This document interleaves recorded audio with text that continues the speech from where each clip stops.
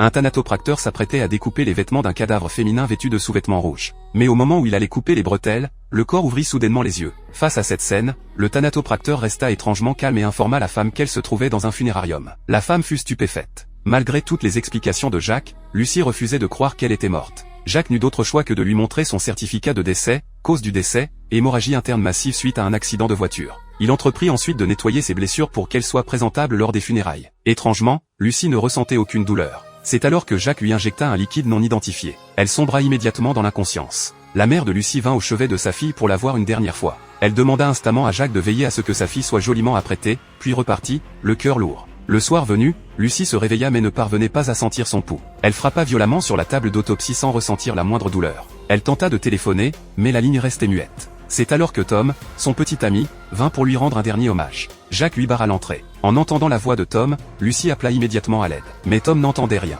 N'étant pas de la famille, Jacques lui refusa l'accès. Face au comportement suspect de Jacques, Lucie fut encore plus convaincue qu'elle n'était pas morte. Persuadée que Jacques cachait quelque chose, elle profita de son absence pour dissimuler une paire de ciseaux.